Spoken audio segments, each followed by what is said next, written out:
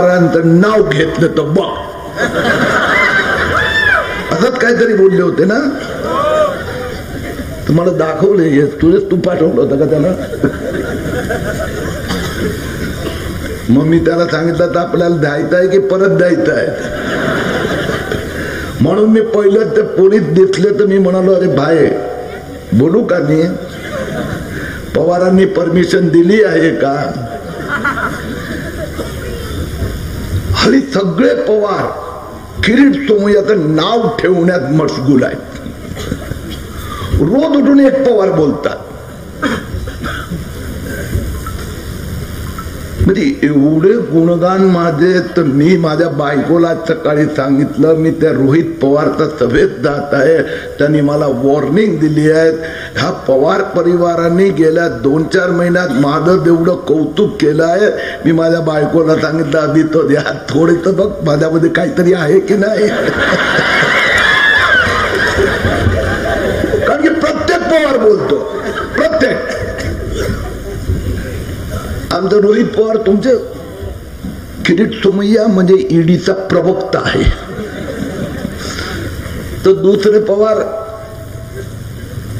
ते सुप्रियाताई सुळे म्हणतात त्याला ईडी मध्ये एक ऑफिस दिलं पाहिजे. तर अजित पवार म्हणतात किरीट सोमय्याला आहे ना बघतो मी बघतो.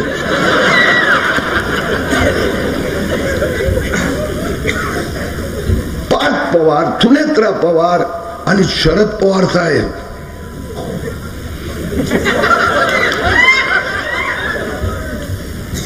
मी पुन्हा येणार. तर त्यांना सांगतोय शरद पवारांना पार्थ पवारांना रोहित पवारांना अजित पवारांना आज आलो आहे हिशोब मागण्यासाठी आलो आहे. महाराष्ट्रात किती कोटी रुपये गोळा केले. महिनाभरात नाही तुमचा निकाल नगरपालिकेचं लागलं आणि तुमचा नगराध्यक्ष आला मग तुम्ही बोलवलं तर येतो. त्यांनी हिशोब नाही दिले तर मी हिशोब देणार.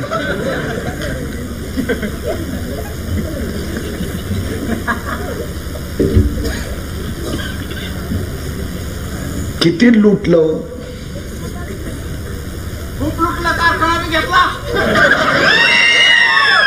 पण सगळ्यात पहिलं मी पार्थ पवार असतो की रोहित पवार असतो की अजित पवार असतो की शरद पवार साहेब असतो सुप्रियाताई असतो या सगळ्या पवारांना सांगतो अरे तुमच्या धमक्याने घाबरणार नाही. तुम्ही जेवढं महाराष्ट्राला लुटलंय त्या प्रत्येकाचा हिशोब महाराष्ट्राच्या जनतेसमोर ठेवणार आहे.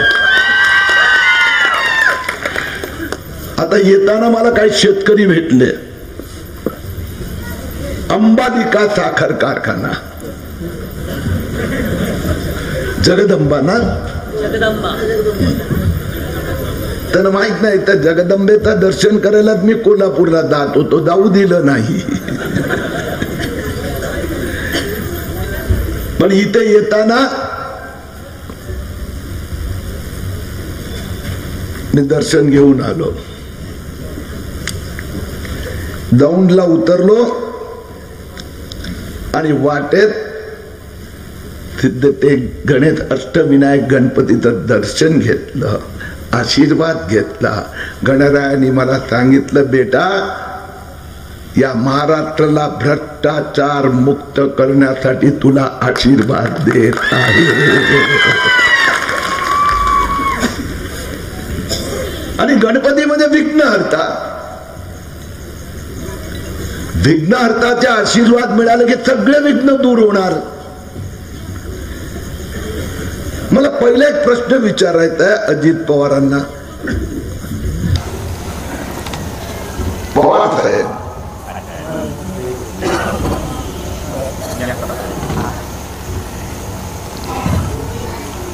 अंबालिकाचा पण हिशोब देतो मी. पण मला पहिले कित्येक दिवस मी एक प्रश्न विचारतोय अजित पवार साहेब, रोहित पवार साहेब, तुमच्यात हिम्मत असेल तो उत्तर द्या. हिम्मत असेल तर उत्तर द्या. जरंडेश्वर साखर कारखान्याचा बाप कोण?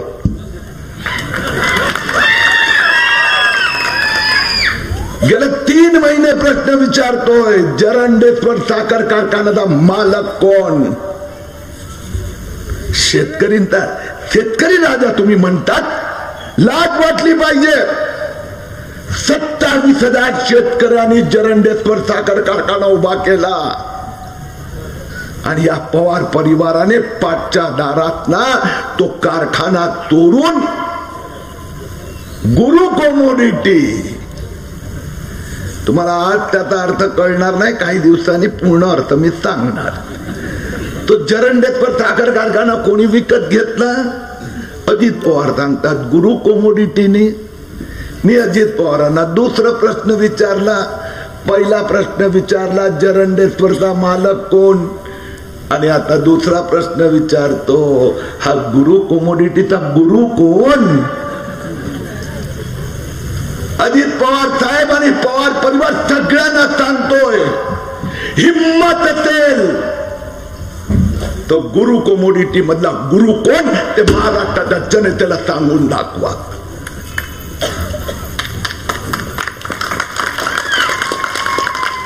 ते 3 बायकांची कहाणी ऐकली ना, मग उत्तर त्यात शोधा, तुम्हाला कळेल.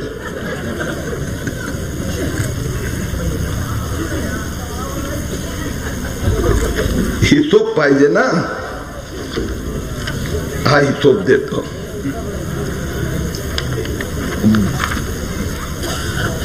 जरंडेश्वर साखर कारखाना सध्या जरंडेश्वर शुगर मिल्स प्रायव्हेट लिमिटेडच्या हातात आहे आणि त्याचे मालक कोण आहे? Sparkling agro. स्पार्कलिंग एग्रोचे स्थापक कोण? अजित पवार आणि सुनेत्रा पवार.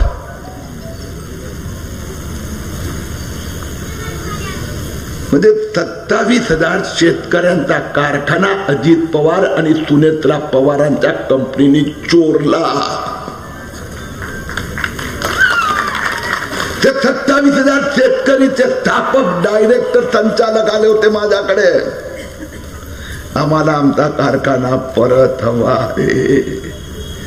मी गेलो होतो दिल्लीत. माननीय गृहमंत्री अमित शाह साहेबांना भेटलो. काल अमित भाई ते आले होते.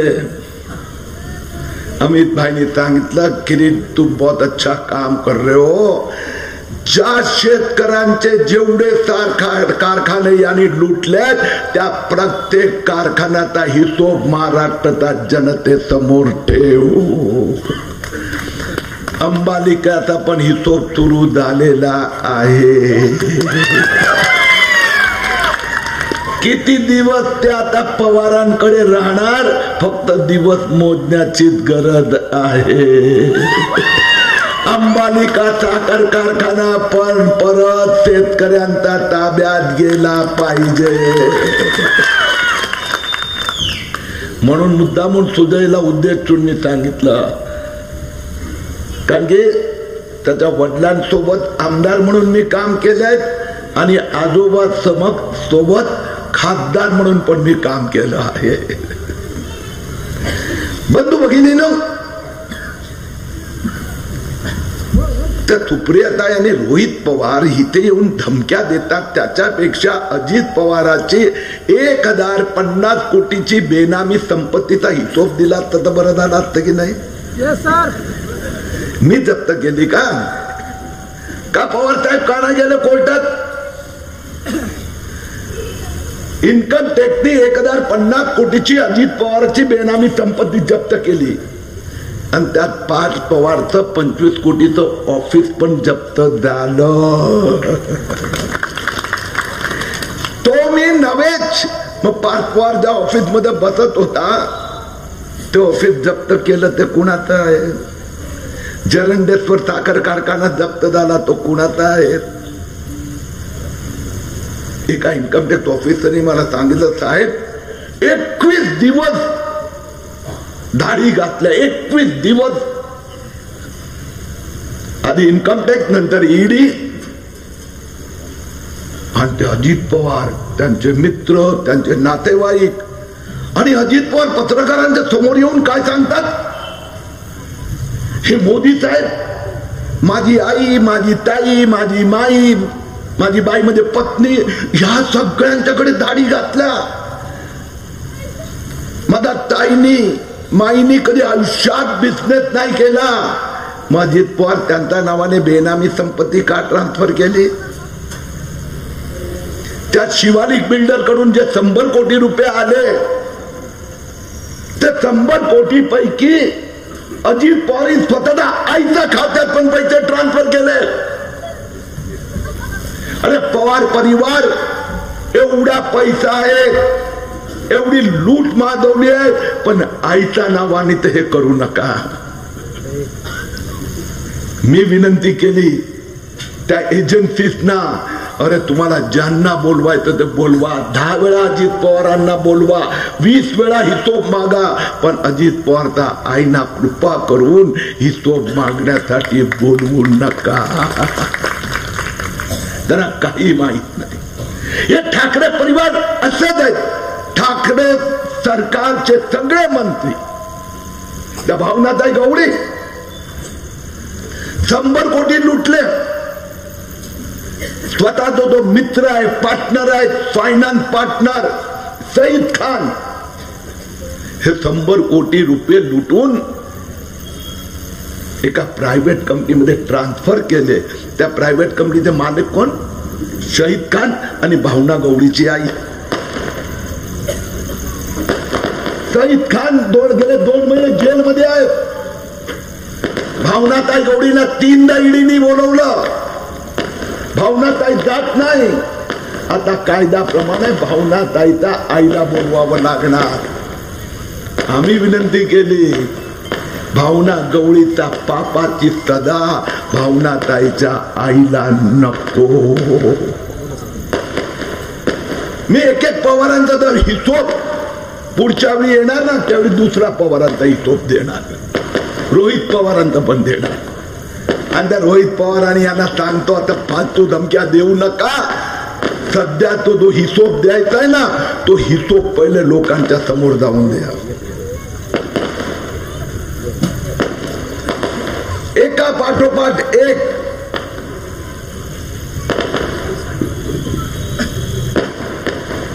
या मंत्र्यांचे जर कारखाने तुम्हाला हिशोब जर द्यायची सुरुवात केली हल्ली गेले 2-4 महिने उद्धव ठाकरेचा राईट हँड अनिल परब खूप बोलतात सांगतात किरीट सोमय्याला माफी मागावी लागणार मी अनिल परबला पुन्हा एकदा चेतावणी चॅलेंज देतो चॅलेंज अनिल परबनी दापोलीला अनधिकृत रिसोर्ट बांधला आहे त्याचे सगळे पुरावे केंद्र सरकार राज्य सरकारला दिले आहे आणि अनिल परब साहेब तुमचा रिसोर्ट पण आम्ही पाडणार आणि तो जो बेनामी पैशानी रिसोर्ट बांधला त्याचा हिशोब पण तुम्हाला द्यावा लागणार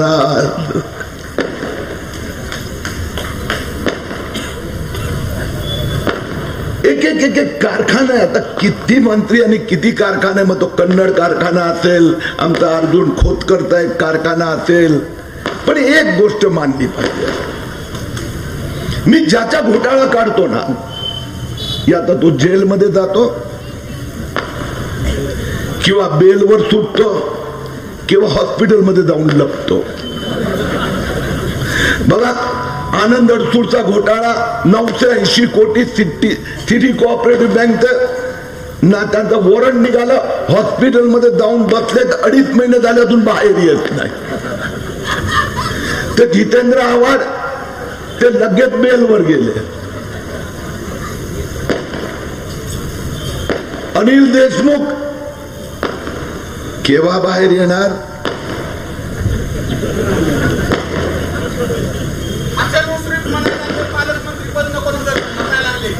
देतो त्याचा पण हिशोब देतो हसन मिया मुश्रीफ,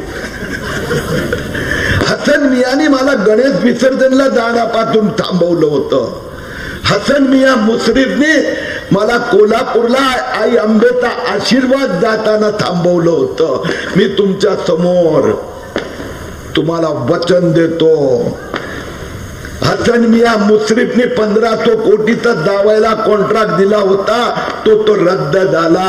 पण हसन मिया मुश्रीफला पण कधीतरी जेलचा दरवाजा बघावा लागणार, हे तुम्हाला मी वचन देतोय.